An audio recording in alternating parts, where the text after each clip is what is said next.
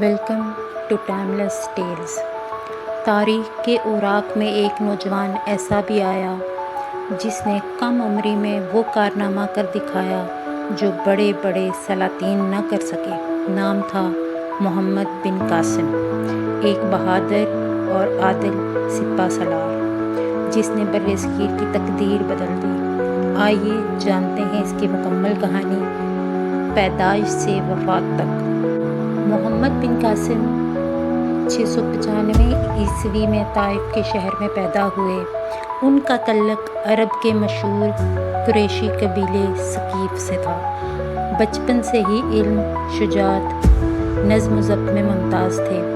ان کے والد قاسم بن یوسف ایک نیک شخص تھے اور ان کے چچا حجاج بن یوسف بنو امیہ کے طاقتور ترین گورنر تھے۔ محمد بن قاسم نے قرآن، فقہ اور عربی ادب کے ساتھ ساتھ جنگی حکمت عملی بھی سیکھی۔ 9 عمری میں ہی ان کی قائدانہ صلاحیتیں سب پر ظاہر ہو چکی تھیں۔ جب عرب تاجروں کا ایک جہاز دبیل کے قریب لوٹا گیا اور مسلمان عورتوں کو قید کر لیا گیا تو حجاج بن یوسف کو سخت غصہ آیا۔ انہوں نے خلیفہ ولید بن عبد الملک سے اجازت لی اور محمد بن قاسم کو سندھ کی مہم پر روانہ کیا۔ یہ ایک 17 سالہ نوجوان کا پہلا بڑا مشن تھا۔ محمد بن قاسم نے 6000 فوجیوں کے ساتھ دبیل پر حملہ کر دیا۔ شدید لڑائی کے بعد شہر فتح ہوا اور یہاں پہلی مسجد تعمیر کی گئی، برصغیر میں اسلام کی پہلی نشانی۔ اس کے بعد انہوں نے نیرون کوٹ، سیہون اور دیگر شہروں کو فتح کیا۔ مقامی حکمران ایک ایک کر کے زیر ہو گئے۔ بالآخر محمد بن قاسم نے راجہ داہر کا سامنا کیا۔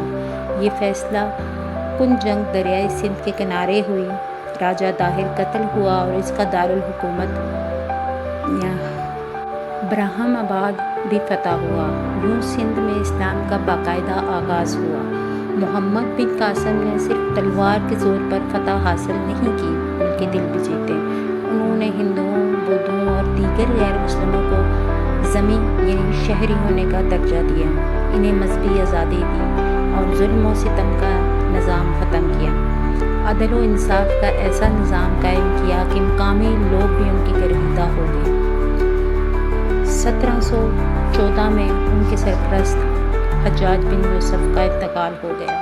خلیفہ ولید کی جگہ سلمان بن عبد الملک آیا، جو محمد بن قاسم کا سخت مخالف تھا۔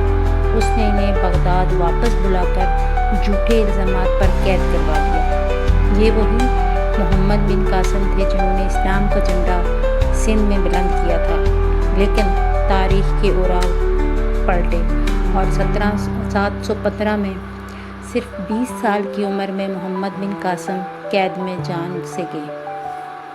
محمد بن قاسم صرف ایک فاتح نہیں تھے بلکہ وہ انصاف، علم اور نظم و ضبط کی علامت تھے۔ ان کی فتوحات نے بعد میں محمود غزنوی اور دیگر مسلم حکمرانوں کی راہ ہموار کی۔ سندھ میں آج بھی ان کے نشانات باقی ہیں اور دلوں میں ان کا نام زندہ ہے۔ ایک نوجوان، ایک خواب، ایک مشن۔ محمد بن قاسم ہمیں سکھاتے ہیں کہ قیادت عمر سے نہیں، عزم اور ایمان سے پیدا ہوتی ہے۔ یہ کہانی ہے فاتح سندھ کی جو صرف 20 سال جیا لیکن تاریخ میں ہمیشہ کے لیے زندہ ہو گیا۔